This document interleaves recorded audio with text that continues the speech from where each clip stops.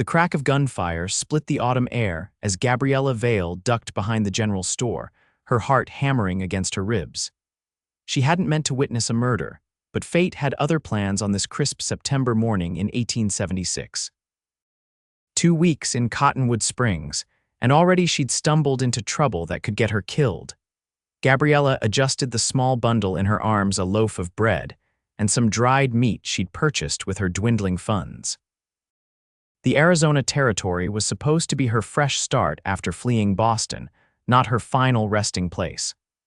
The voices of the gunmen faded as they moved down the dusty main street, and she released a shaky breath.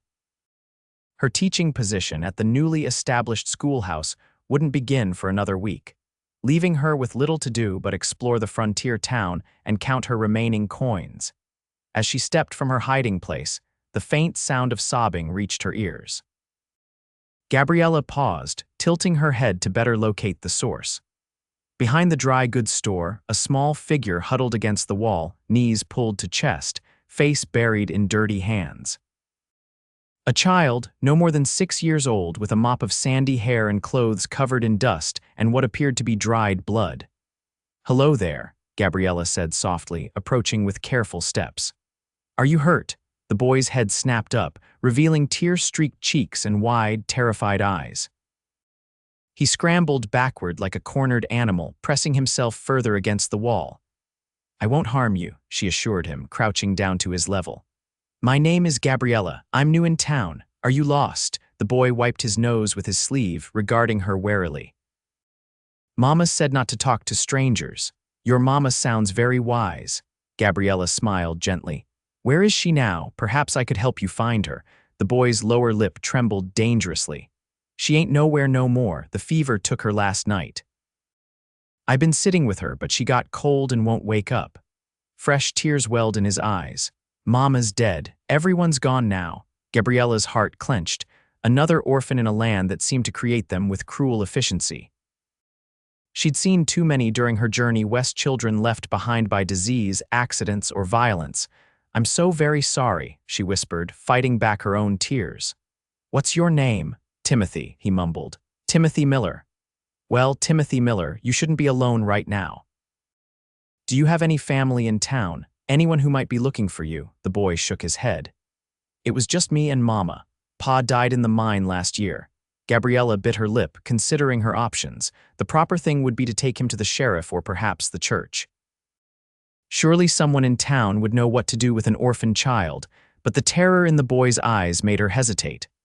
"I'm hungry," Timothy said quietly, his gaze fixed on the bundle in her arms. "Of course you are." She unwrapped the bread and broke off a piece, offering it to him. "Here, eat this while we figure out what to do." Timothy snatched the bread and devoured it like he hadn't eaten in days. Perhaps he hadn't. Gabriella handed him more, along with a strip of dried beef, watching as he wolfed it down. "Timothy, I think we should go see the sheriff. He'll know." "No." The boy's shout startled her. "No sheriff. They'll send me to an orphanage back east. Mama said those places are worse than prison." "Please, madam, don't make me go," Gabriella frowned. She'd heard similar stories about orphanages in Boston, overcrowded, diseased places where children were treated as little more than burdens or cheap labor. But what choice did they have? "We need to tell someone about your mother," she explained gently. "She deserves a proper burial, and you need somewhere safe to stay." Before Timothy could respond, the sound of approaching hoofbeats drew their attention. A rider appeared at the end of the alley, tall in the saddle, his face shadowed by the brim of a well-worn hat. The horse, a magnificent chestnut stallion, snorted and pranced as the rider pulled to a stop. "You folks all right back here?" His voice was deep, with the slight drawl of someone who'd spent time in Texas. Gabriella rose to her feet, instinctively moving to stand between the stranger and Timothy. "We're fine, thank you." The rider dismounted with fluid grace, revealing a man of impressive height. As he stepped into the light, Gabriella took in his features, strong jaw dusted with stubble, eyes the color of a summer sky, and shoulders broad enough to suggest years of hard physical labor. A gun belt hung low on his hips, the weapon well used but meticulously maintained. "Didn't mean to startle you, madam," he said, removing his hat. Name's Yates Ryder. I work the Double R Ranch north of town. His gaze shifted to Timothy, who had pressed himself against Gabriella's skirts. Everything okay with the boy? His mother died last night, Gabriella explained, keeping her voice low. Fever, he says. Something flickered across Yates Ryder's face, recognition, perhaps, or just compassion. He nodded solemnly. That'd be Sarah Miller, I expect. Heard she was ailing. He crouched down, bringing himself to Timothy's level. You're Tim, right? I met you and your ma at church socials a few times. Timothy nodded hesitantly. You gave me a penny candy once. A smile touched Yates's lips. That's right, you have a good memory. Mr. Ryder, Gabriella interjected, I was just explaining to Timothy that we should inform the sheriff about his mother's passing. Sheriff Holden's away tracking a gang that robbed the stage last week, Yates replied. Won't be back for days, likely. He studied Timothy for a moment, then asked, Where's your ma now, son? Our wagon, Timothy whispered. By the creek outside town. I couldn't. I didn't know what to do when she stopped breathing, so I ran. Yates nodded gravely. That's a natural thing, being scared. But we need to go back there now. Your ma deserves better than to be left alone. I don't want to see her like that again, Timothy said, fresh tears spilling down his cheeks. Yates placed a gentle hand on the boy's shoulder. I understand, but here's what we'll do. Miss Vale, Gabriella supplied. Gabriella Vale. Miss Vale will stay with you and I'll take care of your mother. Make sure she's treated with respect. That sound fair? Timothy considered this, then gave a small nod. Good man, Yates said, rising to his feet. My horse can carry all three of us to the creek if you're willing, Miss Vale. Gabriella hesitated only briefly. She'd come west for a new beginning, hoping to escape the constraints of Boston society and her family's expectations. Helping an orphan child and this surprisingly gentle cowboy wasn't what she'd planned for her first weeks in Arizona, but it felt right. Of course, she agreed. Lead the way, Mr. Ryder. The ride to the creek was silent, with Timothy seated in front of Yates and Gabriella behind, her arms wrapped awkwardly around the cowboy's waist to maintain her balance. The warmth of him seeped through his shirt, a stark contrast to the cooling afternoon air. She tried not to think about the impropriety of their position, or how long it had been since she'd been this close to a man. The Miller wagon was parked in a small clearing near the creek, a weathered canvas cover stretched over its wooden frame. Yates helped them dismount, then tied his horse to a nearby tree. Wait here, he instructed, his expression solemn as he approached the wagon. Gabriella drew Timothy close, stroking his hair as they watched Yates disappear inside. Minutes later, he emerged, his face grim. She's gone, all right, he confirmed quietly. Looks like the fever took her hard and fast. What do we do now? Gabriella asked, feeling woefully unprepared for the situation. Yates considered for a moment. Town's got a small cemetery. I'll ride back and fetch Reverend Thompson and some men to help with what needs doing. You two can wait in the wagon, there's food and water inside. I cleared a space so you won't have to. He glanced at Timothy. Everything's tidy now. Gabriella nodded gratefully. Thank you, Mr. Ryder. Call me Yates, please. He replaced his hat and moved toward his horse. I'll be back before sundown. True to his word, Yates returned as the sky began to turn pink, accompanied by the Reverend and 3 other men. They brought a simple pine coffin in the back of a wagon. With solemn efficiency, they prepared Sarah Miller's body, wrapping her in clean linens before placing her in the coffin. Reverend Thompson, a tall man with a kindly face and silver at his temples, spoke quietly with Timothy while the men worked.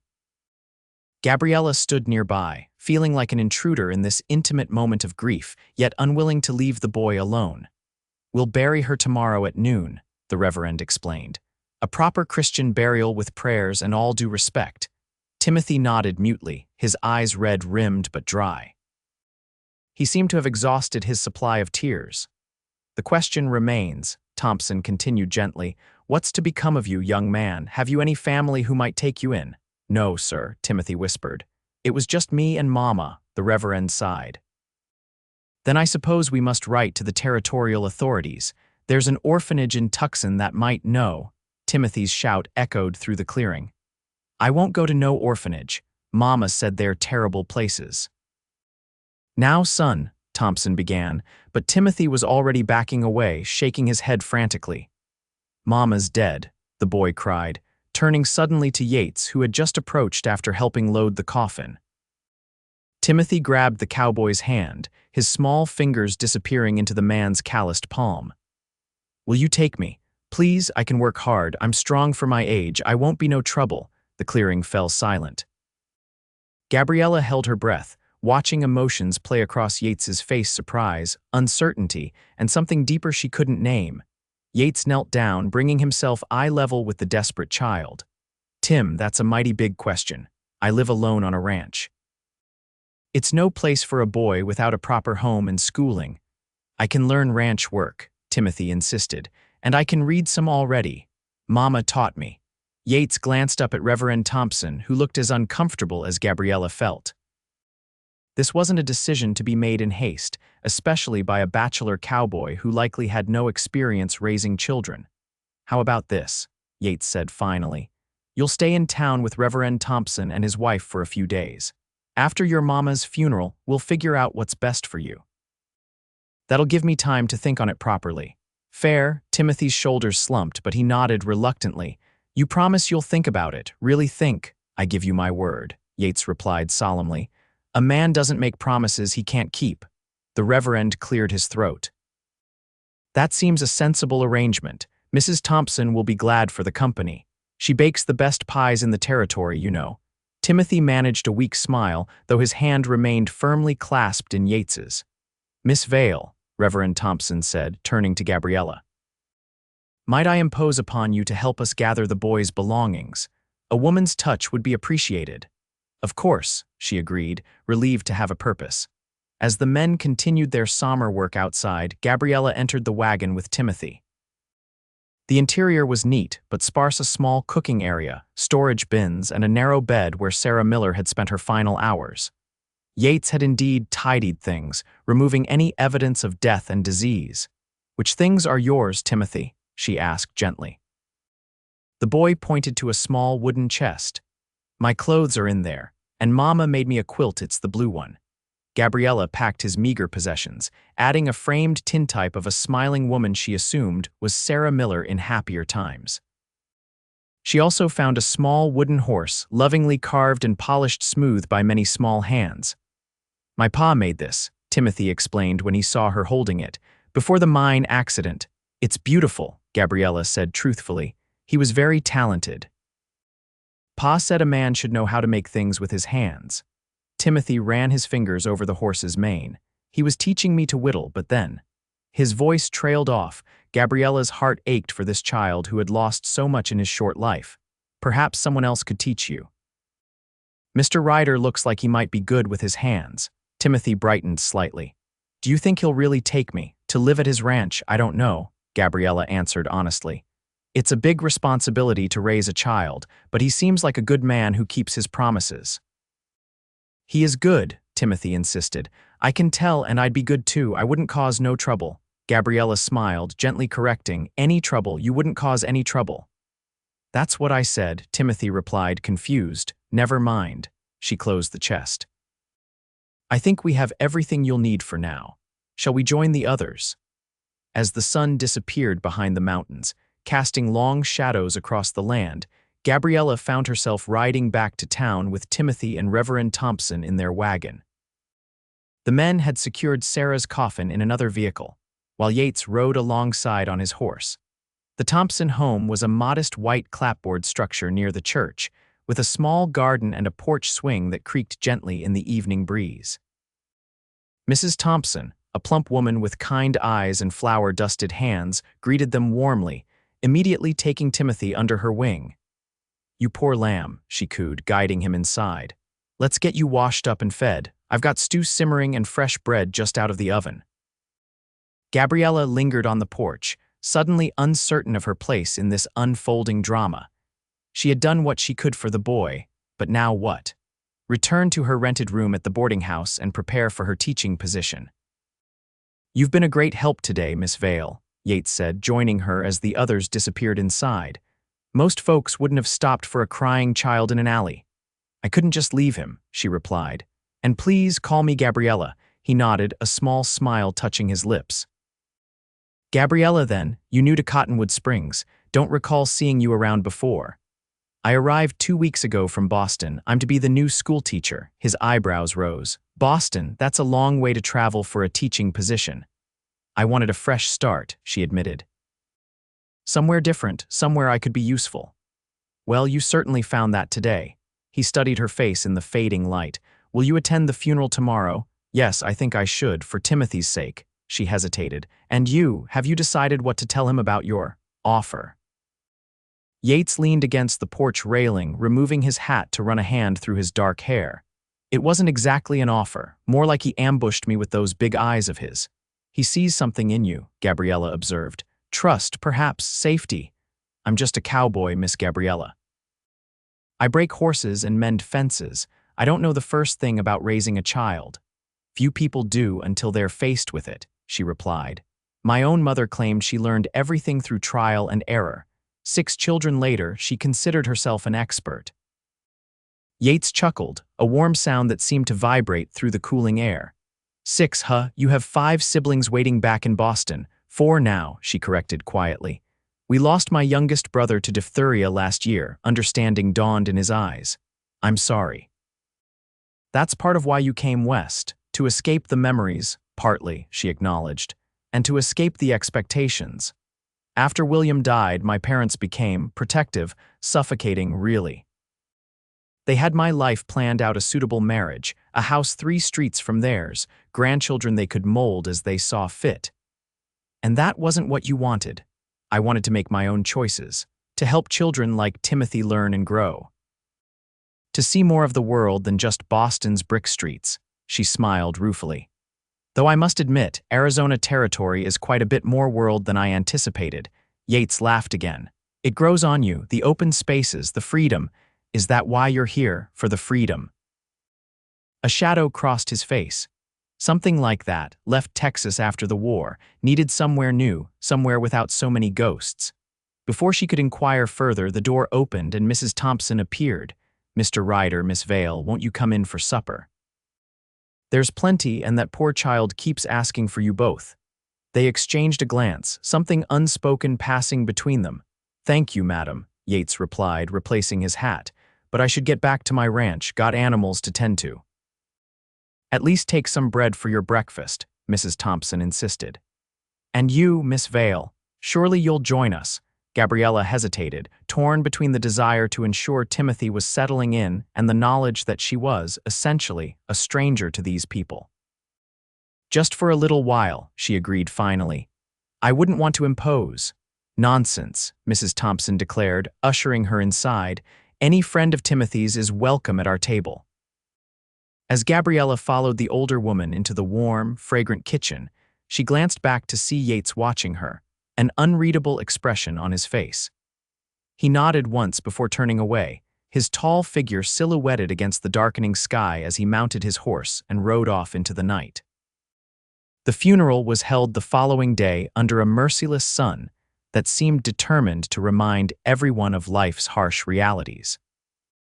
A small crowd gathered in the cemetery, townspeople who had known Sarah Miller, if only in passing, and a few who came simply because death was an event in a place where entertainment was scarce. Gabriella stood beside Timothy, who wore his only clean shirt and a solemn expression too old for his young face.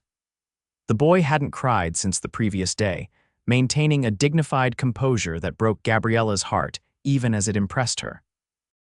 On Timothy's other side stood Yates, freshly shaven and dressed in what appeared to be his Sunday best, a dark jacket that had seen better days, but had been carefully brushed clean of dust.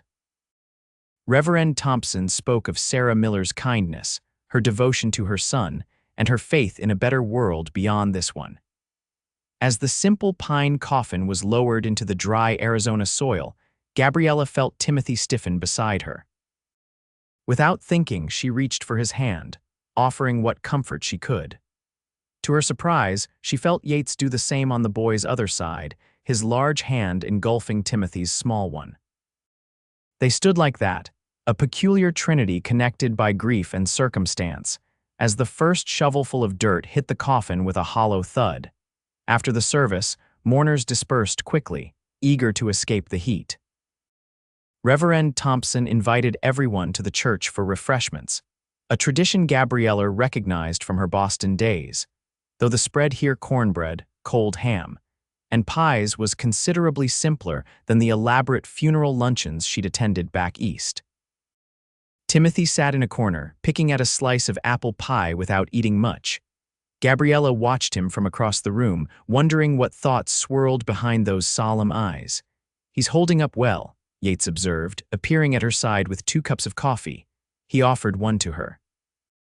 "Better than most grown men I've known." Gabriella accepted the coffee gratefully. "Children are remarkably resilient, but I worry about what happens next. Have you given any thought to his question?" Yates sipped his coffee, his gaze fixed on Timothy. "Been thinking of little else, to be honest. Spent half the night considering what it would mean to take in a boy I barely know." "And your conclusion?" he sighed. "That I'm probably the worst person to raise him. I live alone on a working ranch 10 miles from town. The house is little more than a cabin. There's no school nearby, no other children for him to play with." "But," Gabriella prompted, sensing there was more, "but I keep thinking about the alternative, that orphanage in Tucson, or worse, being shipped off to some facility back east where they'll try to scrub the West out of him." Yates shook his head. "Doesn't seem right somehow." "No, it doesn't," she agreed softly. "There is another possibility," Yates said after a moment. "You mentioned you're to be the new schoolteacher." Gabriella nodded. "Classes begin next week, and you'll be living in town." "Yes, at Mrs. Browning's boarding house for now, though the school board mentioned there's a small house that comes with the position once it's repaired." Yates seemed to be working something out in his mind. "So Timothy could attend your school if he stayed in town?" "Of course.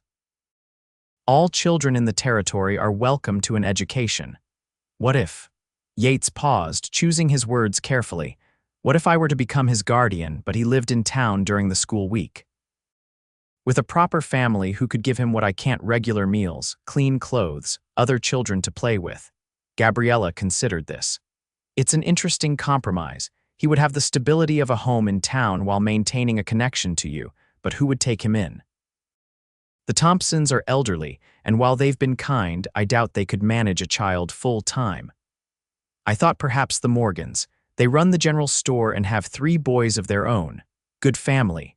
Mrs. Morgan mentioned once that she'd always wanted an even half-dozen children." "You seem to have given this considerable thought," Gabriella observed. Yates smiled ruefully. "Told you I was up half the night, and on weekends, holidays, he'd come to the ranch. I could teach him to ride, to work with the animals, things a boy should know." Yates's expression grew distant. "Things my father taught me." Gabriella studied him, seeing beyond the rugged exterior to the thoughtful man beneath. "You'd be giving him 2 worlds education in town, practical skills at the ranch, and a family of sorts," Yates added. "Not conventional, but then, what is out here?" "It could work," she acknowledged, "though you'd need to speak with the Morgans, and with Timothy, of course." "I plan to. Just wanted to see if the idea had merit before I got the boys' hopes up." He finished his coffee. "What do you think, as a teacher? Am I completely mad to consider this?" Gabriella smiled. "I think you're showing remarkable consideration for a child you barely know, and creating an arrangement that addresses his needs rather than simply what's convenient." Relief flickered across Yates's features. "That's good to hear." "You should talk to him now," she suggested, nodding toward Timothy. "He's been watching us since we started talking." Sure enough, the boy was observing them with undisguised interest, his pie still largely untouched. "Wish me luck," Yates murmured, straightening his shoulders as if preparing for battle. Gabriella watched as he crossed the room and crouched beside Timothy, speaking in low tones she couldn't hear. The boy's expression transformed from wary to hopeful to outright joy in the span of moments. Suddenly, Timothy launched himself at Yates, small arms wrapping around the cowboy's neck with such force that Yates nearly lost his balance. The sight warmed something in Gabriella's chest. Perhaps this strange arrangement might work after all. And if it gave a bereaved child a chance at happiness, who was she to question its unconventional nature? Later that afternoon, after speaking with the Morgans who readily agreed to the plan, Yates found Gabriella on the church steps, watching as Timothy played with the Morgan boys in the dusty street. "It's settled," he announced, satisfaction evident in his voice. "The Morgans will take him during the week, and he'll come to the ranch on Fridays after school. I'll bring him back Sunday evenings." "That's wonderful," Gabriella said sincerely. "Timothy seems quite pleased with the arrangement." "He is, though he had one condition of his own." "Oh." A hint of embarrassment colored Yates's features. "He wants you to come to the ranch sometimes too, says you're his friend now and friends should visit each other." Gabriella felt a blush rise to her cheeks. "That's very sweet of him." "It is," Yates agreed, "and presumptuous. But I find I can't disagree with his logic." Their eyes met, and something electric passed between them, a recognition, perhaps, of possibilities neither had considered before. "Perhaps when the weather is fine," Gabriella said carefully. "It would be good for Timothy to see familiar faces while he adjusts." "Just what I was thinking," Yates replied, a smile playing at the corners of his mouth. A comfortable silence settled between them as they watched Timothy, his grief momentarily forgotten as he chased the Morgan boys in an improvised game of tag. "You know," Yates said finally, "when I rode into town yesterday, I never imagined I'd be riding out as a guardian to an orphaned boy." "Life has a way of surprising us," Gabriella replied. "When I left Boston, I certainly never thought I'd find myself helping a cowboy adopt a child before I'd even taught my first class." Yates chuckled. "Quite the welcome to the Arizona territory." "Indeed." She turned to face him fully. "Thank you, Mr. Ryder Yates, for what you're doing for Timothy. It's a rare man who would take on such responsibility for a stranger's child." "Maybe I see something of myself in him," Yates admitted. "I lost my own father young, not to death but to whiskey and wanderlust. Know what it's like to feel abandoned." The vulnerability in his admission touched her. "Then you'll understand what he needs better than most." "I hope so." He straightened, adjusting his hat. "Well, I should be getting back to the ranch. Got a new foal that needs attention and fences that won't mend themselves." "Of course." Gabriella extended her hand. "Until we meet again." Instead of shaking it, Yates took her hand and raised it to his lips, brushing a kiss across her knuckles with surprising gentleness. "Until then, Miss Vale." He released her hand and descended the steps, calling to Timothy that he'd return on Friday for their first weekend at the ranch. The boy waved enthusiastically, his face alight with excitement rather than sorrow for the first time since Gabriella had met him. As Yates mounted his horse and rode away, Gabriella found herself watching his departing figure with unexpected interest. The Arizona territory was already proving to be full of surprises, and she had a feeling the biggest ones were yet to come. The schoolhouse bell rang out across Cottonwood Springs, signaling the end of another day of learning. Gabriella smiled as her students rushed to gather their slates and books, eager to escape into the October sunshine after hours of arithmetic and reading. "Remember to practice your multiplication tables," she called over the commotion. "There will be a test on Friday." A collective groan rose from the 23 children under her care, but she noted with satisfaction that most still copied the assignment into their notebooks. After 4 weeks as Cottonwood Springs schoolteacher, Gabriella had established both her authority and her reputation for fairness. "Timothy, may I speak with you before you leave?" she asked as the boy passed her desk. He approached with a cautious expression. "Am I in trouble, Miss Vale?" "Not at all," she assured him. "I wanted to compliment you on your composition. Your story about life on Mr. Ryder's ranch was very well written." Timothy's face brightened. "Really, Yates has been helping me practice my letters on the weekends. He says a man should be able to write a proper letter, even if he works with his hands." "Mr. Ryder is quite right," Gabriella agreed, noting the easy way Timothy used the cowboy's first name. "And speaking of weekends, I understand tomorrow is your birthday." Timothy nodded eagerly. "I'll be 7. Yates says we're going to do something special, but it's a surprise." "Well then, I won't spoil it by asking questions." She reached into her desk drawer and withdrew a small package wrapped in brown paper. "But I wanted to give you this early since I won't see you tomorrow." Timothy's eyes widened as he accepted the gift. "For me? Really? Open it," she encouraged. With careful fingers, he unwrapped the package to reveal a leather-bound journal and a pen with a proper metal nib. "Your own writing set," Gabriella explained. for all those stories you're creating in that clever mind of yours. Gosh, Timothy breathed, running his fingers over the smooth leather. It's the finest thing I've ever owned. You have a gift for storytelling, Timothy.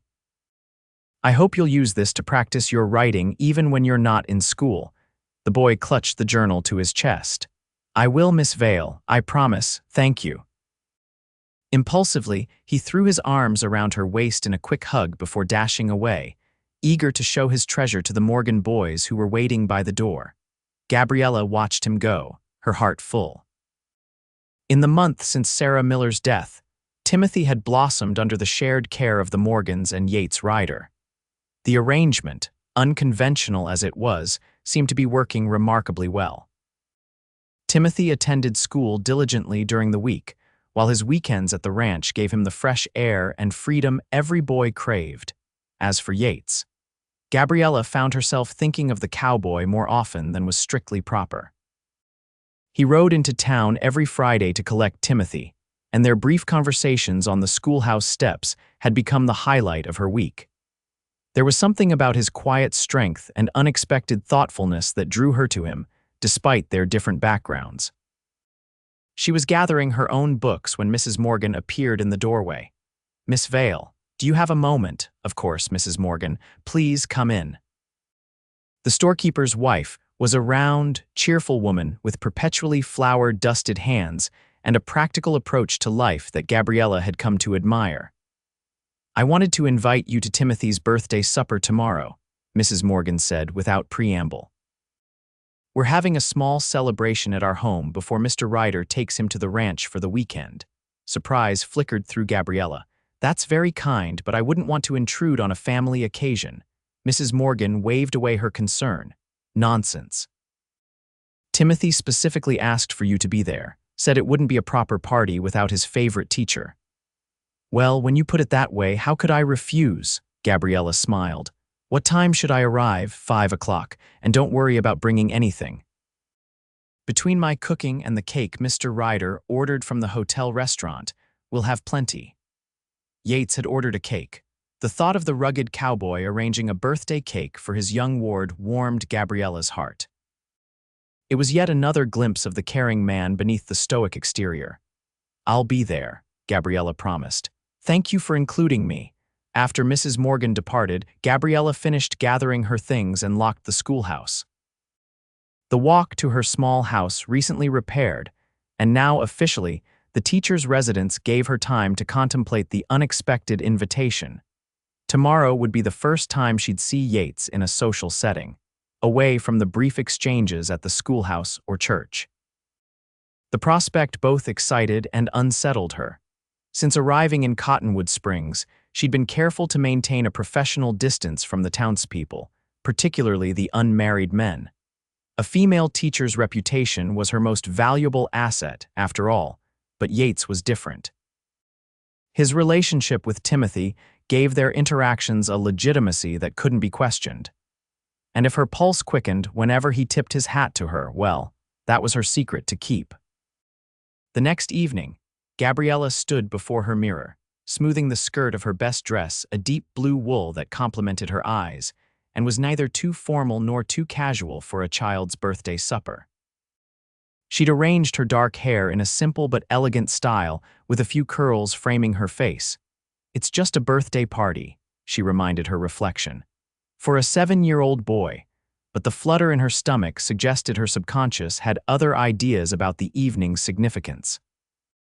The Morgan home was alive with laughter and light when Gabriella arrived, a wrapped package tucked under her arm. Despite Mrs. Morgan's assurance that no gift was necessary, she'd purchased an illustrated copy of Robinson Crusoe that she thought Timothy might enjoy as his reading skills improved. Mrs. Morgan greeted her warmly, ushering her into a front room crowded with guests: the Morgan boys, Reverend and Mrs. Thompson, the blacksmith and his wife, and, to Gabriella's surprise, Sheriff Holden and his deputy.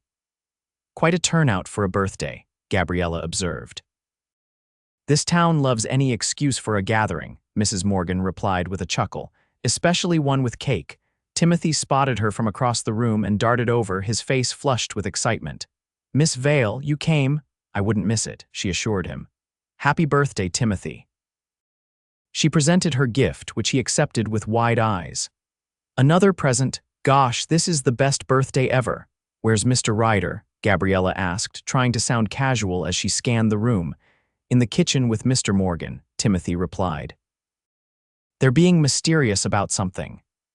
As if summoned by their conversation, Yates appeared in the doorway to the dining room. He'd clearly made an effort with his appearance clean-shaven, hair neatly trimmed, wearing a crisp white shirt under a dark vest. Their eyes met across the crowded room, and he offered a smile that sent warmth spreading through her chest. "Looks like everyone's here," he announced. "Which means it's time for the first surprise." The guests quieted, turning expectantly toward Yates. "Timothy," he said, gesturing the boy forward. "I've been thinking about our arrangement these past weeks. You staying with the Morgans during school days, coming to the ranch on weekends." Timothy nodded, a flicker of uncertainty crossing his face. "Is something wrong?" "Don't you want me to visit anymore?" "Just the opposite," Yates replied, placing a hand on the boy's shoulder. "I went to see Judge Wilson in Prescott last week, had some papers drawn up." He reached into his vest pocket and withdrew an official-looking document. "These make me your legal guardian. Not just for weekends, but for always, if you're agreeable, of course." Timothy stared at the papers, then up at Yates, his expression shifting from confusion to dawning comprehension. "You mean, like an adoption?" "Exactly like that," Yates confirmed. "You'd still stay with the Morgans during school weeks. That arrangement works well for everyone. But legally, you'd be my responsibility. My family." The room held its collective breath as Timothy processed this information. Then, with a cry that was half sob and half laughter, he threw himself at Yates, nearly knocking the tall cowboy off balance. "Yes," Timothy exclaimed, his voice muffled against Yates's shirt. "Yes, I want that." Applause broke out around the room, along with a few discreetly wiped tears. Gabriella found herself blinking back moisture from her own eyes, moved by the simple ceremony that had just created a family where there had been none. Mrs. Morgan announced it was time for supper, and the guests moved to the dining room where a feast awaited: roast chicken, mashed potatoes, fresh bread, and vegetables from the Morgan garden. At the center of the table stood an impressive cake, decorated with sugar frosting. Somehow, Gabriella found herself seated beside Yates, with Timothy across from them, chattering excitedly about all the things they would do as a real family. Yates listened with patient attention, occasionally catching Gabriella's eye with a smile that suggested they shared a private understanding of the boy's enthusiasm. "This is a wonderful thing you've done," Gabriella murmured when the conversation around them grew loud enough to provide privacy. "Giving him a sense of permanence." "It was selfish, really," Yates replied, his voice low. "Found I'd grown rather attached to the boy, couldn't bear the thought of someone else claiming him if the territory decided to intervene." "There's nothing selfish about opening your home and heart to a child in need." Yates studied her face for a moment. "You've been good for him too, you know. He talks about you constantly. Miss Vale says this and Miss Vale taught us that." Gabriella felt a blush warm her cheeks. "He's a bright student, eager to learn." "He has another surprise coming after cake," Yates confided. "One I think you'll approve of." Before she could question him further, Mrs. Morgan called for attention and presented the cake with 7 candles blazing. Timothy made his wish and blew them out in one determined breath, to the cheers of everyone present. As cake was being served, Yates slipped away, returning moments later with a large object covered by a blanket. He placed it before a wide-eyed Timothy. "Happy birthday, Tim," he said. "Go ahead and unwrap it." With trembling fingers, Timothy pulled away the blanket to reveal a bookshelf small but beautifully crafted from polished pine with intricate carvings of horses along the sides. "You made this," Timothy gasped, running his fingers over the smooth wood. "Every night after you went to bed these past 2 weeks," Yates confirmed. "Thought you might need somewhere proper to keep those books Miss Vale's been recommending, and that journal she gave you." Timothy's expression of wonder was worth every splinter. Every late night Yates had spent crafting the gift. But it was Gabriella's reaction that truly caught him off guard, her eyes shining with something that looked remarkably like admiration as she took in the details of his handiwork. "It's beautiful," she said softly. "You have a remarkable talent, Mr. Ryder. My father was a furniture maker before the war," he explained, suddenly self-conscious under her approving gaze. "Taught me the basics when I was about Timothy's age." The evening continued with more cake and conversation, but Gabriella found herself increasingly aware of Yates beside her, the warmth of his arm occasionally brushing hers, the deep timbre of his laugh, the gentleness with which he interacted with Timothy. As the party began to wind down, Yates leaned closer. "I have a favor to ask if you're willing." "Of course," she replied, intrigued. "Timothy's been after me to invite you to the ranch, says you promised to visit someday." He cleared his throat. "Would you consider riding out with us tonight? You could see the place, have Sunday dinner with us tomorrow, and I'd bring you back to town before dark." Gabriella hesitated. Spending the night at a bachelor's ranch, even with a child present, would certainly raise eyebrows in town. Seeing her concern, Yates added quickly, "Mrs. Thompson has agreed to accompany us as chaperone. She's eager to see the improvements I've made to the old Carson place." The tension in Gabriella's shoulders eased. With Mrs. Thompson present, even the most gossipy tongues in Cottonwood Springs would find nothing to criticize. "In that case, I'd be delighted to accept," she said, "though I'll need to stop by my house for a few things." Yates's smile was like sunrise breaking over the mountains. "We'll wait." No rush. An hour later, Gabriella found herself in Yates's wagon beside Mrs. Thompson, with Timothy seated between them, chattering excitedly about all the animals they would see at the ranch. Yates drove the team with confident hands, occasionally glancing back to ensure his passengers were comfortable. The moon rose full and bright as they traveled, illuminating the landscape in silver light.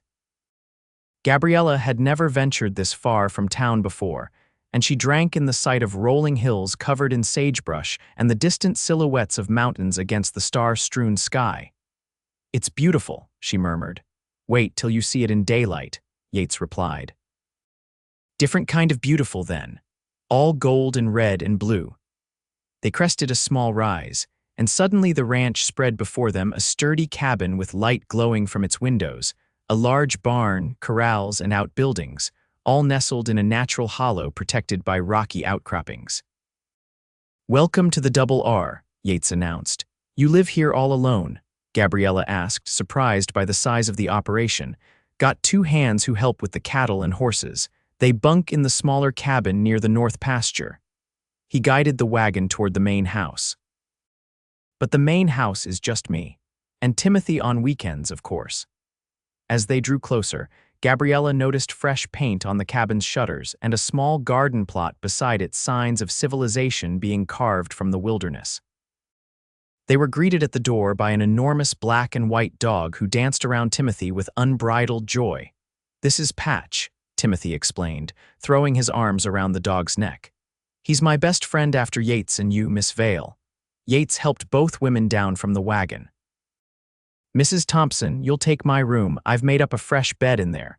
Miss Vale, if you don't mind, you'll have the small guest room where Timothy usually sleeps. I've moved his things to the loft for tonight." "And where will you sleep?" Gabriella asked before she could stop herself. A smile tugged at Yates's lips. "The barn has a perfectly good cot. I've slept in worse places." Mrs. Thompson busied herself with her overnight bag, pretending not to notice the exchange. "Come along, Timothy. Show me where to find water for washing up." As they disappeared inside, Yates offered Gabriella his arm. "Shall we? I imagine you're tired after a long day of teaching and celebrating." She placed her hand on his forearm, feeling the solid strength beneath the fabric of his shirt. "It was a lovely celebration. You've made Timothy very happy." "He's made me pretty happy too," Yates admitted as they walked toward the cabin. "Never thought I'd have a family out here. Always figured it would just be me and the land." "Life has a way of surprising us," Gabriella replied, echoing their conversation from weeks before. Under the moonlight, with the vast Arizona sky stretched above them and the promise of tomorrow's adventures ahead, she felt a sense of rightness that had eluded her in Boston. Perhaps she had found her place after all, not just as a teacher, but as part of something larger, something still taking shape in this wild, beautiful territory. Yates paused at the door, turning to face her. "I'm glad you came, Gabriella." The sound of her name on his lips sent a pleasant shiver down her spine. "So am I, Yates. So am I." Dawn broke over the Double R Ranch in a spectacular display of pink and gold that filtered through the small window of Gabriella's borrowed room.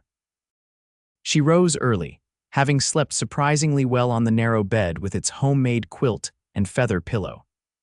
The house was quiet as she dressed in the simple skirt and blouse she'd packed, pinning her hair in a practical style suitable for a day at a working ranch. The main room of the cabin was larger than it had appeared last night, a combined kitchen and living area with a stone fireplace, sturdy table, and several comfortable-looking chairs. Someone had already stoked the fire, and coffee bubbled in a pot on the cast-iron stove. "Good morning," Yates greeted her from the doorway, startling her slightly. He looked refreshed despite his night in the barn, his hair damp from washing. "Sleep well." "Very," she replied, smoothing her skirt self-consciously. "Your home is lovely. It's getting there." He moved to the stove and poured coffee into a mug, offering it to her. Cream's in the pitcher, sugar in the bowl. Gabriella doctored her coffee, aware of his eyes on her as she moved around his kitchen. There was an unexpected intimacy to the moment, sharing early morning coffee in his home, the rest of the household still asleep. "Timothy wants to show you everything today," Yates said, pouring his own coffee. "The horses, the chickens, the new calf. Hope you brought sturdy shoes," she smiled. "I came prepared for a proper ranch visit." "Good." He leaned against the counter, studying her over the rim of his mug. "You look different here, more relaxed than in town." "Do I? Perhaps it's the fresh air or the distance from prying eyes." She sipped her coffee, surprised by her own candor. "In town, I'm always the schoolteacher. Every action observed, every word weighed. The burden of respectability," Yates nodded. "I know something about that. Since taking in Timothy, I've had to mind my language and my habits more carefully." "A small price to pay, I imagine." "The smallest," he agreed. "Though I do miss cursing freely when I stub my toe." Gabriella laughed, the sound echoing in the quiet cabin. "I imagine you do." The creak of floorboards announced Timothy's awakening before the boy himself appeared, hair tousled from sleep, Patch trotting at his heels. "Miss Vale, you're up early." His face split in a wide grin. "Can we show her the horses after breakfast, Yates, and the new foal? And can I ride Biscuit while she watches?" "Slow down, partner," Yates chuckled. "Let's get some food in you first. How about you gather eggs while I fix flapjacks?" Timothy darted outside, eager to begin his chores while Yates set about preparing breakfast. Gabriella watched, impressed, as he confidently mixed batter and sliced bacon. "You're quite domestic for a bachelor cowboy," she observed. "Necessity," he replied with a shrug. "Out here, a man either learns to cook or eats poorly." Mrs. Thompson joined them as breakfast was nearly ready, apologizing for oversleeping. "I haven't rested so well in years. Must be the country air." They ate at the sturdy table, Timothy dominating the conversation with plans for the day and stories of his previous weekends at the ranch. Yates caught Gabriella's eye occasionally, sharing silent amusement at the boy's enthusiasm. After breakfast, true to his word, Timothy led Gabriella on a comprehensive tour of the ranch while Yates and Mrs. Thompson tackled the dishes. The boy was a surprisingly knowledgeable guide, proudly explaining the workings of the corral, the names of all 12 horses, and the personalities of the chickens in the coop. "And this," he announced, leading her to a stall in the barn where a copper-colored mare stood protectively over a wobbly-legged foal, "is Penny and her baby. She was born last week. Yates, let me help name her. What did you choose?" Gabriella asked, enchanted by the delicate creature with its spindly legs and large, curious eyes. "Copper," Timothy declared. "Because she's the same color as the penny Yates gave me the first time we met." Gabriella's heart melted at the sentiment. "That's perfect. Yates says I can help train her when she's older. He says I have a way with horses." Timothy puffed up with pride. "Want to see me ride Biscuit now? He's my pony." The morning passed in a blur of activity, Timothy demonstrating his riding skills on a gentle pinto pony.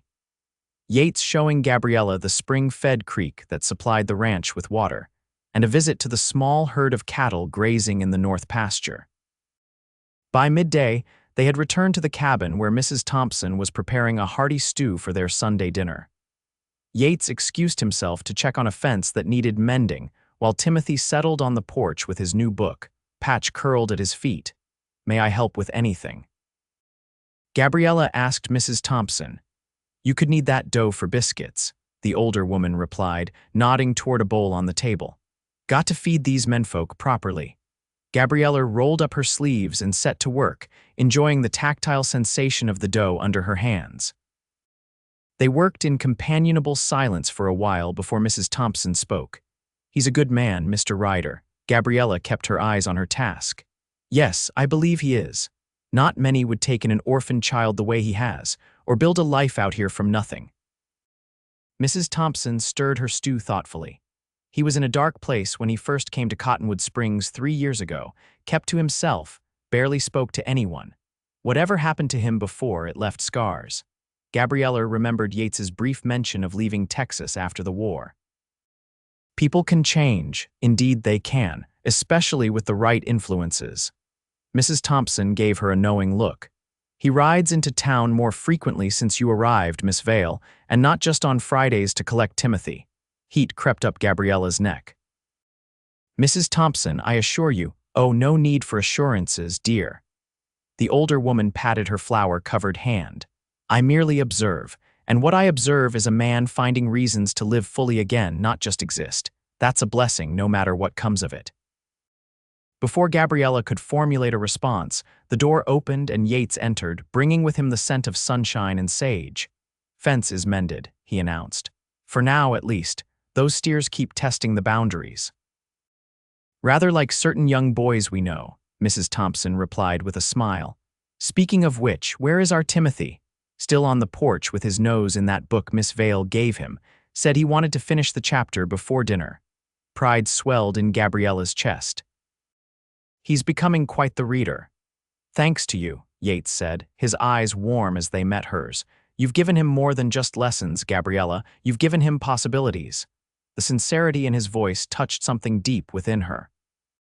In Boston, she had taught children of privilege who took their education for granted.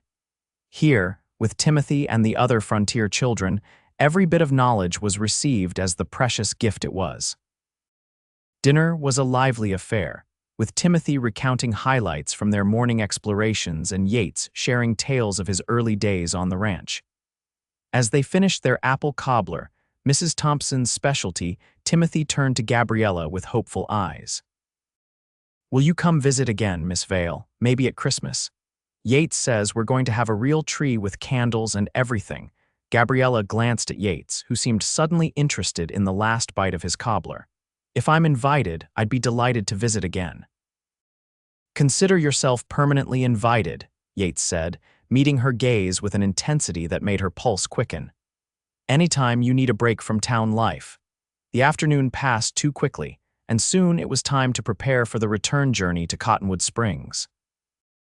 While Mrs. Thompson helped Timothy gather his school clothes and books, Yates offered to show Gabriella the view from the ridge behind the house. "It's my favorite spot on the property," he explained as they walked up the gentle slope. "Especially this time of day." The ridge offered a panoramic vista of the surrounding landscape, rolling hills giving way to distant mountains, the ranch buildings nestled below like toys, and the sun beginning its descent toward the horizon, painting everything in rich, golden light.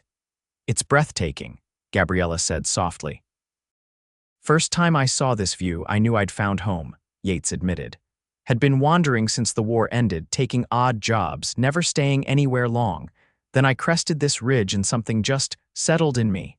Gabriella understood completely. "As if the land itself was waiting for you." "Exactly that." He turned to face her, his expression earnest. "Gabriella, I want to thank you for coming out here, for being kind to Timothy, for—" he hesitated, seeming to search for the right words, "for seeing possibilities I didn't know were there." The air between them hummed with unspoken potential. Gabriella was acutely aware of their isolation, of the propriety she should maintain as the town's schoolteacher, and of the growing attraction she could no longer deny. "Yates," she began, uncertain what she wanted to say but feeling the need to say something. He saved her from fumbling for words by gently taking her hand in his. "I know this isn't proper, I know there are 1,000 reasons why I shouldn't speak what's on my mind. But out here with just the land as witness, he drew a deep breath. I find myself thinking of you, often, more than is reasonable for a man who's spoken to you perhaps a dozen times. Gabriella's heart raced, but she didn't withdraw her hand. I think of you too, she admitted, her voice barely above a whisper. More than is proper for a schoolteacher to think of a student's guardian. A smile touched his lips. So we're both being improper, it would seem so. Yates's thumb traced a gentle pattern on the back of her hand. I'm not asking for anything, Gabriella, not yet. Just acknowledging what's growing between us, giving it air to breathe, like a seedling that needs time to strengthen. The poetry of his words surprised and moved her. This man contained multitudes beyond the stoic cowboy exterior. A wise approach, she agreed. We have responsibilities, you to Timothy, me to my students and the town that hired me. We should be careful, he echoed. But not fearful? No, she said with certainty, not fearful. He raised her hand to his lips and pressed a kiss to her knuckles, his eyes never leaving hers. Then I'll be patient and careful, but not silent about my admiration for the remarkable woman who's brought such light to Cottonwood Springs. The moment stretched between them, fragile and perfect, until the sound of Timothy calling their names broke the spell. We should go back, Gabriella said reluctantly. Yates nodded, releasing her hand but staying close as they descended the ridge. Something fundamental had shifted between them, an acknowledgement made, a possibility embraced. As they drove back to town in the fading light, Timothy drowsing between Gabriella and Mrs. Thompson, Yates occasionally caught her eye in the gathering dusk. Each glance carried the weight of their ridge-top conversation, each smile a promise of conversations yet to come. When they reached Gabriella's small house on the edge of town, Yates helped her down from the wagon, his hands lingering at her waist slightly longer than necessary. Thank you for a lovely day, she said, conscious of Mrs. Thompson's presence. Thank you for coming, he replied. Timothy will talk of nothing else all week, I'm sure. Only Timothy, she asked, emboldened by the shadows and the memory of his words on the ridge. His smile deepened. Not only Timothy. As the wagon pulled away, Gabriella stood on her porch, watching until it disappeared around a bend in the road. The Arizona night settled around her, stars emerging one by one in the vast, darkening sky. For the first time since leaving Boston, she felt not just content with her decision to come west, but genuinely hopeful about what the future might hold. November brought crisp mornings, and the first hint of winter to Cottonwood Springs. Gabriella found herself busier than ever with school duties, especially preparing her students for the Christmas pageant that would showcase their progress to the community. Timothy, now officially Timothy Ryder according to the paper's Yates, had filed with the territorial court, threw himself into rehearsals for his role as a shepherd with characteristic enthusiasm. Yates continued his Friday visits to collect Timothy, but now he often arrived early enough to observe the final lesson of the day. He would sit quietly at the back of the classroom, hat in hands, watching with evident pride as Timothy recited his multiplication tables or read aloud from McGuffey's Reader. These visits became the highlight of Gabriella's week, as did the brief conversations they managed to have while Timothy gathered his things. Sometimes Yates would bring her small gifts, a particularly beautiful rock he'd found on his property, a jar of honey from a neighbor's hives, or wildflowers that somehow survived his saddlebag. Each gift was presented casually, as if it were the most natural thing in the world, but Gabriella treasured them all, arranging the stones on her windowsill and pressing the flowers between the pages of her journal. The townsfolk noticed, of course. Gabriella caught the knowing looks exchanged between women at church, heard the whispers that stopped abruptly when she entered the general store. But no one spoke directly of it, perhaps out of respect for her position, or perhaps because Yates Ryder had become one of their own through his care of Timothy and his increasing participation in community affairs. One Friday in late November, as the first snowflakes began to fall, Yates arrived at the schoolhouse with a more substantial offering than usual, a wooden box containing a collection of mineral specimens, each labeled in his neat handwriting. For your science lessons, he explained as the last students filtered out, leaving them momentarily alone. Found most of these on my property over the years. Thought the children might enjoy seeing different types of rocks and minerals up close. Gabriella examined the collection with genuine delight. This is wonderful, Yates, truly. We've been studying earth sciences, and these will make the lessons come alive for the children. Timothy mentioned it, he admitted. Said you were using drawings in a book, but hadn't any real samples to show. The thought that he'd listened so carefully to Timothy's accounts of school, then taken the time to create this teaching aid, touched her deeply. You continue to surprise me, Mr. Ryder. In good ways, I hope. The very best ways, she assured him. A comfortable silence fell between them, broken only by the soft patter of snowflakes against the schoolhouse windows. In the diffuse, pearly light, Yates looked younger, the lines around his eyes softened. I've been meaning to ask you something, he said finally. The Christmas social at the church. Would you consider attending with me? And Timothy, of course, he added quickly. Gabriella's heart leapt. This would be their first public outing together that wasn't directly related to Timothy's schooling. A statement of sorts to the community. I'd like that very much, she replied, relief and pleasure mingled in his smile. Good, that's good. The door burst open, admitting Timothy and a swirl of snowflakes. It's snowing, Yates, real snow. Can we build a snowman at the ranch if it keeps up? If we have enough, sure, Yates agreed, ruffling the boy's hair. But we'd better head out now before the roads get slippery. Got your books? Said your goodbyes to Miss Vale. Timothy nodded, then impulsively hugged Gabriella around the waist. See you Monday, Miss Vale. I'll practice my lines for the pageant, I promise. I know you will, she replied, returning his embrace. Have a wonderful weekend. As they prepared to leave, Yates paused at the door. Almost forgot. Mrs. Morgan asked me to invite you to Thanksgiving dinner. The whole town gathers at the church, apparently. Quite the tradition. Yes, she mentioned it last Sunday, Gabriella confirmed. I've already accepted. Then I'll see you there, Yates said, his eyes conveying more than his casual tone. Something else to be thankful for. After they departed, Gabriella remained at her desk for several minutes, her fingertips tracing the labels on the mineral specimens. Each one represented a piece of Yates's land, a fragment of the place he called home. The care he'd taken in selecting and labeling them spoke volumes about the man himself, thoughtful, detailed, eager to share knowledge with others. She was falling in love with him. The realization didn't shock her as it might have once. Instead, it settled in her heart with the rightness of a key finding its lock. The question now was what to do about it. Her contract as schoolteacher required her to be unmarried, a common stipulation for female teachers across the country. Marriage would mean relinquishing the position she'd traveled so far to obtain, the independence she'd fought for. Yet, when she imagined a future without Yates and Timothy in it, the prospect seemed hollow, regardless of her professional accomplishments.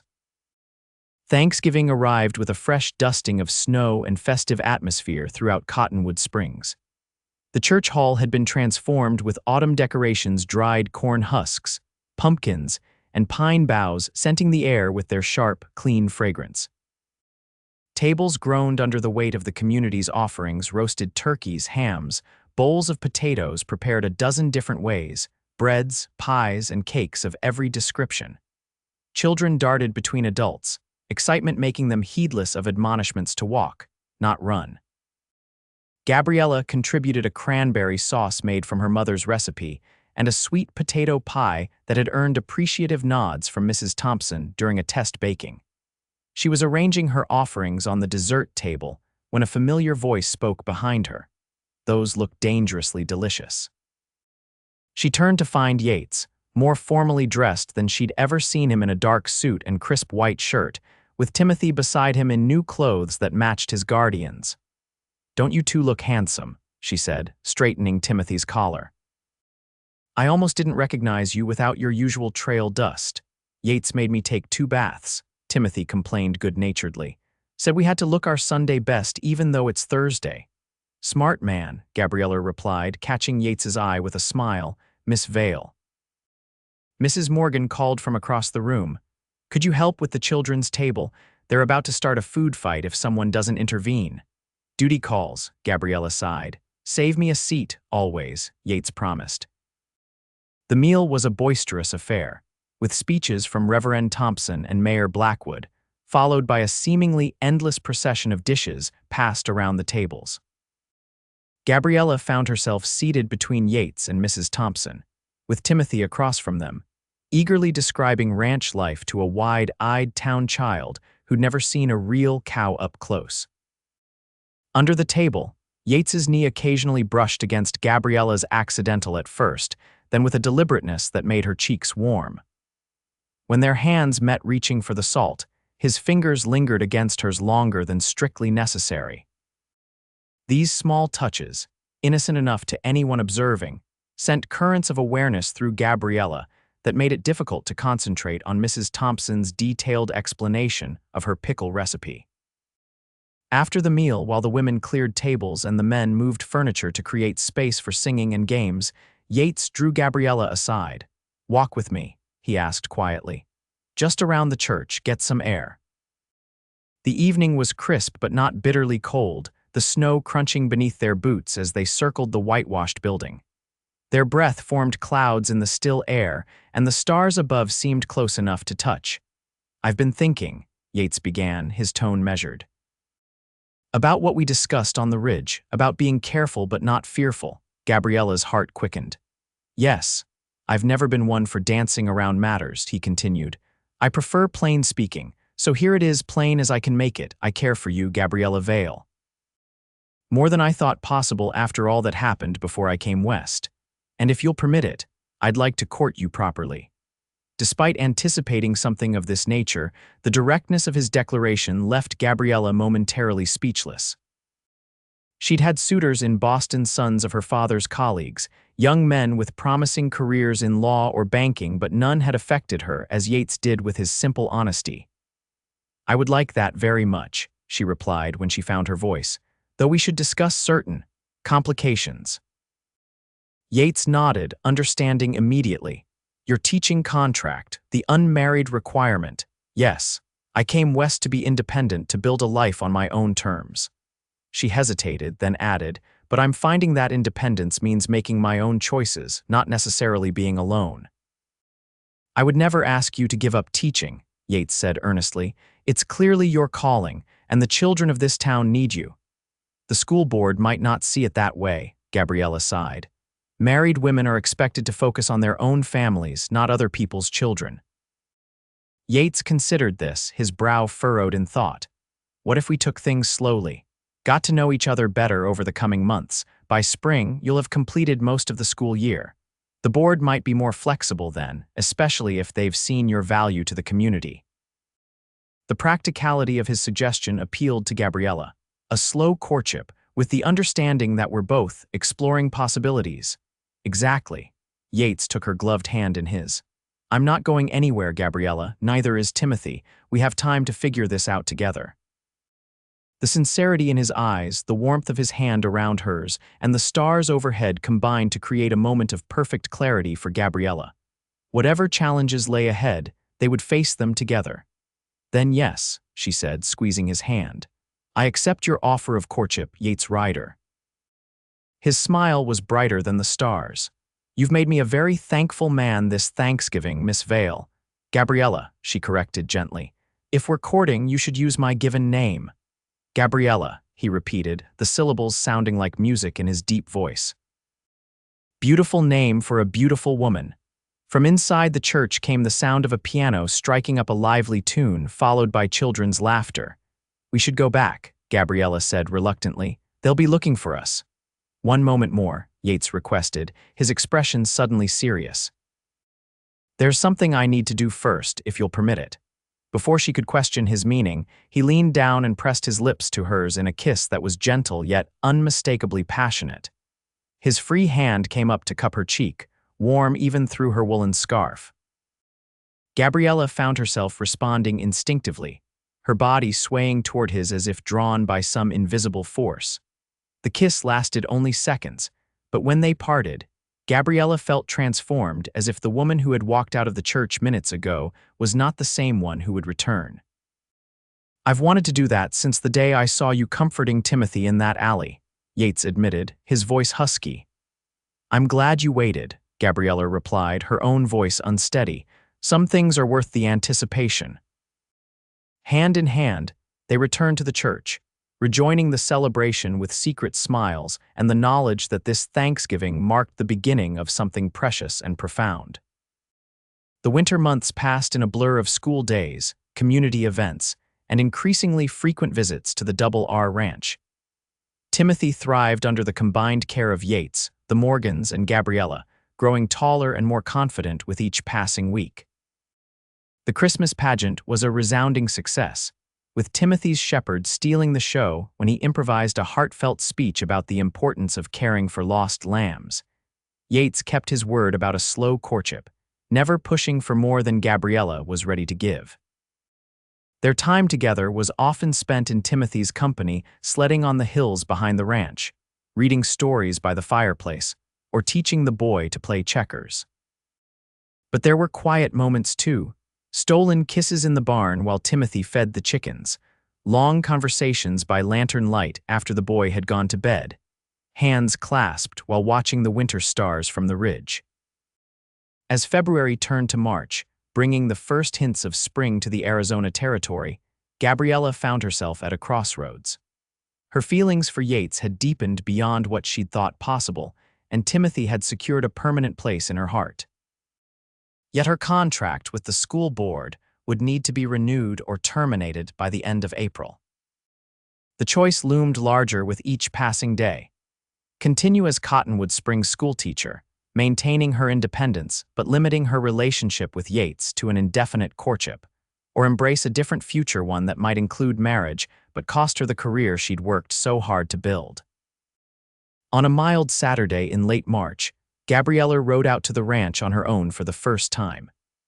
Yates had taught her to ride during her weekend visits, and she'd recently purchased a gentle mare named Daisy from a farmer outside town. The journey gave her time to think, to appreciate the landscape as it awakened from winter's slumber, patches of wildflowers dotting the hills, creeks swollen with snowmelt, and the promise of green in every direction. She found Yates and Timothy in the corral, working with Copper, the foal who had grown into a spirited yearling. Timothy was leading the young horse in circles while Yates observed, offering occasional guidance. "Look who's here." Timothy shouted when he spotted her, momentarily forgetting his duties and causing Copper to toss her head in protest. "Easy now," Yates reminded him. "Finish what you started, then you can greet Miss Vale." Timothy nodded, returning his attention to the horse with admirable focus. Yates approached the fence where Gabriella had dismounted.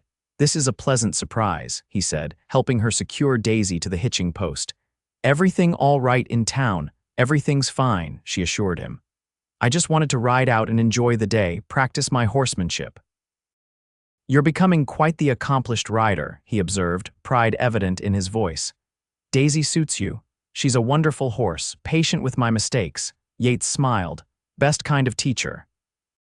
They watched Timothy complete his circuit of the corral, properly release Copper into the adjoining paddock, and then race toward them with boundless energy. "Miss Vale, did you see me training Copper? Yates says I have a natural touch with horses." "I did see," Gabriella confirmed, accepting his enthusiastic hug. "You were very professional. Can we have a picnic by the creek?" Timothy asked, looking from Gabriella to Yates. "It's warm enough today, and Mrs. Thompson sent cookies with me this week." "That sounds lovely," Gabriella agreed. "If it's all right with Yates." "Fine by me," Yates replied.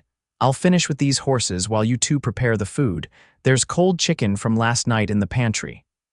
An hour later, they were settled on a blanket beside the creek that ran through Yates's property. Timothy had devoured his share of chicken and biscuits and was now exploring the creek bank, searching for interesting stones to add to his growing collection. "He's happy here," Gabriella observed, watching the boy's absorbed concentration as he examined a particularly shiny rock. "You've given him a wonderful home." "We've given him that," Yates corrected. "You're as much a part of his happiness as this land or those horses." Gabriella smiled, though a shadow of worry crossed her features. "I've been thinking about that, about my place in his life, in both your lives." Yates studied her face. You've received the contract renewal from the school board. Yesterday, she confirmed. They're pleased with my work, want me to continue next year with a small increase in salary. That's wonderful, Yates said, though his expression suggested he understood the complication this represented.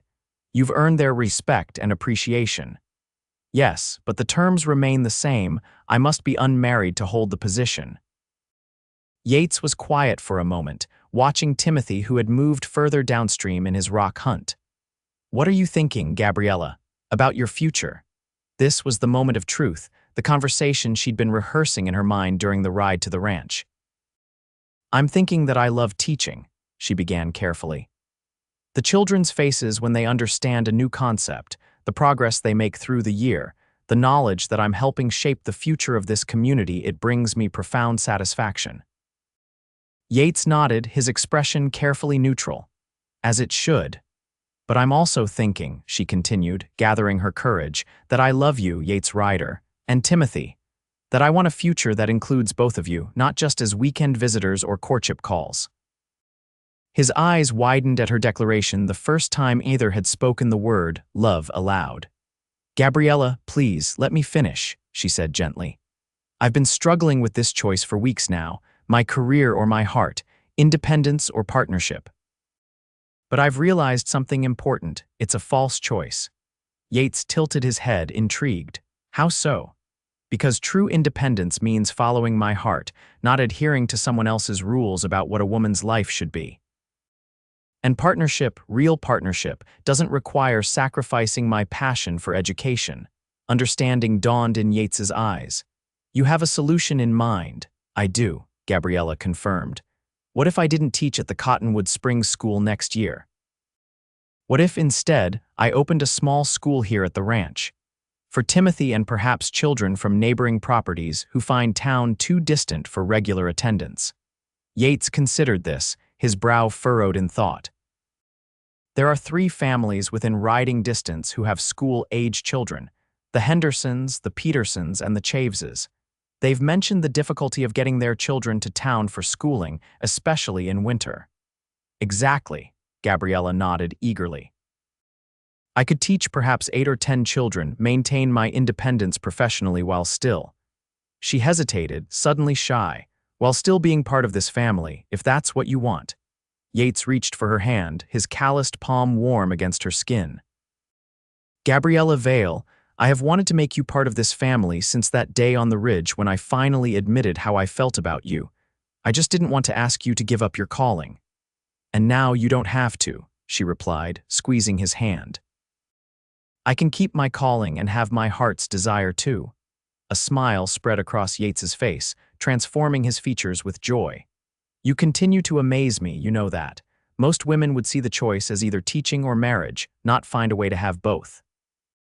Most women haven't had the freedom to imagine alternatives, Gabriella pointed out.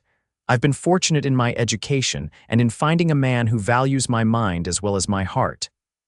I value everything about you, Yates said softly. Your kindness to an orphaned boy, your courage in coming west alone, your determination to educate every child who crosses your path, and yes, your brilliant mind that finds solutions where others see only problems. He shifted closer on the blanket, reaching into his pocket. I've been carrying this for weeks, waiting for the right moment. I think this is it. From his pocket, he withdrew a small velvet pouch. Opening it, he tipped a ring into his palm, a delicate gold band set with a small but perfect diamond that caught the spring sunlight. It was my mother's, he explained. The one thing of value I brought with me from Texas. She made me promise to give it only to a woman I loved with my whole heart. He looked into Gabriella's eyes. I can fulfill that promise now if you'll have me. Tears blurred Gabriella's vision as Yates took her hand again. Gabriella Vale, I love you. Will you marry me, start a school on our ranch, and help me raise the most fortunate boy in the Arizona territory? Yes, she whispered, her voice catching. Yes to all of it. Yates slipped the ring onto her finger, then drew her into his arms for a kiss that promised a lifetime of partnership, passion, and purpose. Yates, Miss Vale, look what I found. Timothy's excited shout broke them apart just as the kiss deepened. The boy was racing toward them, clutching something in his hand, oblivious to the momentous exchange he had interrupted. "It's a perfect arrowhead," he announced, skidding to a stop beside their blanket. "Real Apache, I bet. Can I keep it for our collection?" Yates laughed, keeping one arm around Gabriella's shoulders. "Of course you can, Tim, and we have something to tell you too, something important." Timothy looked between them, suddenly noticing their closeness and Gabriella's tear-streaked face. "Is everything okay? Why are you crying, Miss Vale?" "Happy tears," she assured him, wiping her cheeks. "Sometimes adults cry when they're very, very happy." "I asked Miss Vale to marry me," Yates explained, "to become part of our family permanently, and she said yes." Timothy's eyes widened to perfect circles. "Really, you're going to be my—" He paused, confusion crossing his features. "What would you be to me? Not my ma, 'cause I had a ma already."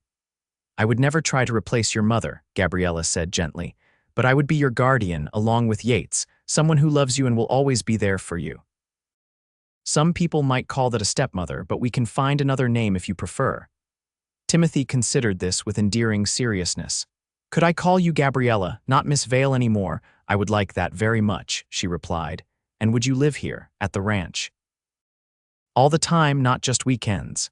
"Yes," Yates confirmed, "and she's going to start a small school here for you and some of the neighboring children." Timothy's face split into a wide grin. "That's even better than a real arrowhead. When are you getting married?" Yates and Gabriella exchanged amused glances. "We haven't decided yet," Yates replied. "But soon, I think. Perhaps when school lets out for summer. Can Patch be in the wedding? And can I stand up with you, Yates, like a best man? Wouldn't have it any other way," Yates assured him. Timothy whooped with joy, then threw himself at both of them in an enthusiastic embrace that nearly toppled all three into the creek. Laughing, they steadied themselves, arms entwined in a family circle that felt both new and somehow eternal. As they packed up their picnic and headed back to the ranch house, Gabriella's heart was fuller than she'd ever thought possible. She had come west, seeking independence and purpose. She had found those things, yes, but also love, family, and a future more rich and complex than anything she could have imagined in Boston. The schoolteacher and the cowboy. An unlikely pair, perhaps, but one forged in the crucible of the frontier, where traditional boundaries blurred and new possibilities took root in the fertile soil of mutual respect and shared dreams. And it had all begun with a grieving child's simple plea, "Mama's dead. Will you take me?" And the unexpected answer that had changed all their lives forever. 5 years later, the Double R Ranch had transformed in ways neither Yates nor Gabriella could have predicted on that spring day by the creek. The small schoolhouse Yates had built beside the main house now served 15 children from surrounding properties.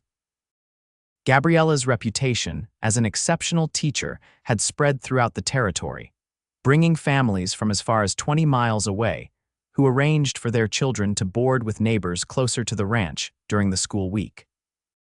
The main house had expanded 2 additional rooms, a larger kitchen, and a covered porch that wrapped around 3 sides, providing shade in summer and shelter in winter.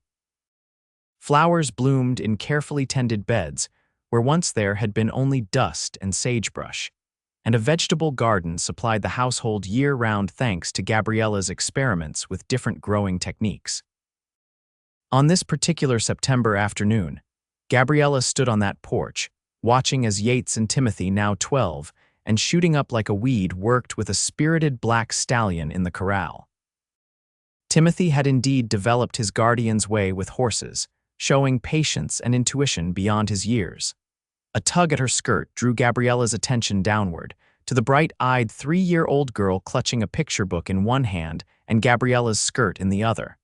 "Story time, Mama." Sarah asked, her dark curls so like Yates's, framing a face that was a miniature version of Gabriella's own. "Of course, sweetheart," Gabriella replied, lifting her daughter onto her hip despite the advanced state of her second pregnancy. "Let's sit in the swing and you can help me read to the baby." Sarah placed her small hand on Gabriella's rounded belly. "Baby brother is kicking again. He wants to hear the story too." "He certainly seems eager to join our family," Gabriella agreed, settling into the porch swing with Sarah on her lap. Just a few more weeks now. As they rocked gently, Sarah, reading the familiar story from memory while Gabriella occasionally supplied a forgotten word, she reflected on the journey that had brought them to this moment.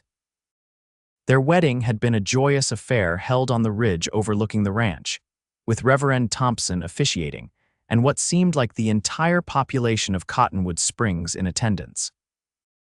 Timothy had indeed stood as Yates's best man, beaming with pride in his new suit, while Patch, wearing a special collar of wildflowers, had behaved with unexpected dignity throughout the ceremony. The school board had expressed regret at losing Gabriella, but had quickly found a replacement, a young woman from Denver, with similar ideals about education. Meanwhile, Gabriella's ranch school had flourished, gaining support from territorial officials who saw it as a model for reaching children in remote areas. Timothy had grown from a grieving orphan into a confident young man with Yates's quiet strength and Gabriella's love of learning. He still visited Sarah Miller's grave whenever they went to town, sometimes bringing wildflowers or interesting rocks to leave on the simple marker. But the raw grief had transformed into gentle remembrance, and he spoke of his mother with love rather than pain.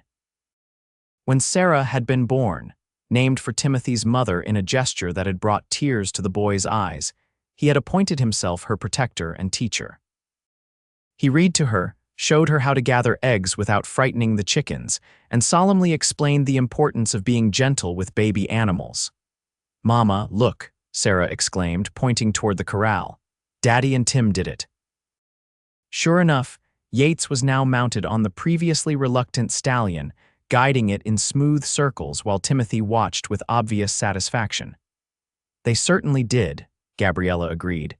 "Your father and brother have special ways with horses." "Like you have special ways with books," Sarah observed sagely. Gabriella smiled, pressing a kiss to her daughter's curls. "Everyone has their gifts, sweetheart. The trick is finding where to use them." Yates dismounted and handed the reins to one of the ranch hands who had been observing the training session. He and Timothy headed toward the house, deep in conversation about the horse's progress. "Successful gentleman, I see," Gabriella called as they approached the porch. "Midnight just needed to understand we weren't going to hurt him," Timothy explained, his voice deepening now as adolescence approached. "He was afraid because someone mistreated him before." "Sometimes the most difficult beginnings lead to the strongest bonds," Yates remarked, sharing a meaningful glance with Gabriella. They both knew he wasn't just talking about the horse. "Papa," Sarah squirmed off Gabriella's lap and ran to Yates, who scooped her up with one arm. "There's my girl," he said, kissing her cheek. "Were you reading to your mama and the baby?" Sarah nodded importantly. "Baby brother likes stories. He kicks when I read." "Smart boy already," Yates said, placing his free hand on Gabriella's belly and being rewarded with a distinct movement beneath his palm. "Strong too." "Like his father," Gabriella replied, covering his hand with her own. Timothy settled on the porch step, stretching his long legs before him. "Are we still going to the Harvest Festival in town tomorrow?" "That's the plan," Yates confirmed. "Got those pumpkins loaded in the wagon already, and your ma's preserves for the contest." "My pair preserves one blue ribbon last year," Gabriella reminded them with mock haughtiness. "I have a reputation to maintain. No one makes better preserves than Mama," Sarah declared loyally. "That's the truth," Yates agreed, leaning down to kiss Gabriella softly. "No one makes anything better than your Mama." Timothy rolled his eyes good-naturedly at their display of affection, though a smile played at his lips. "Can I ride, Copper, instead of taking the wagon? I promised Jimmy Henderson I'd race him from the crossroads to town." "As long as you're careful," Gabriella stipulated. "And you arrive at the church in time for the blessing." "Yes, madam," Timothy agreed readily. He had taken to calling Gabriella madam recently, not ma like Sarah did, but not Miss Vale either. It was his own solution to the question he'd posed on the day of their engagement, and it suited them both. As the afternoon light softened toward evening, the family moved inside for supper, a cheerful, talkative affair, where Timothy regaled them with his latest adventure exploring the northern boundary of the ranch. Sarah contributed unintelligible but enthusiastic commentary, and Yates and Gabriella exchanged the knowing glances of parents creating memories their children would someday cherish. Later, after Sarah had been tucked into bed with 3 stories and 2 lullabies, and Timothy had retired to his room with a new book about mountain men that Gabriella had ordered from back east, husband and wife stood on the porch together, watching the first stars appear in the darkening sky. "Happy?" Yates asked, his arm around Gabriella's waist, hand resting protectively on her belly. "Completely," she replied, leaning into his solid warmth. "You've given me everything I ever wanted and things I didn't even know to want." "Funny," Yates mused. "I was about to say the same to you." They stood in comfortable silence, listening to the night sounds of the ranch horses nickering softly in the barn, the distant howl of a coyote, the creak of the windmill that pumped water to the house and garden. "Do you ever think about that day?" Gabriella asked, "when we first met?" "Timothy in the alley, his mother just passed." "Often," Yates admitted. "How close we came to missing each other, if you hadn't stopped to help him, if I hadn't ridden down that particular alley at that particular moment." "Providence," Gabriella murmured. "My mother would say God had a plan for us all along." "Your mother might be right," Yates conceded. "Though I prefer to think we made our own fate by the choices we made that day. You chose kindness. I chose involvement rather than riding on by. Timothy chose to trust strangers when he had every reason not to.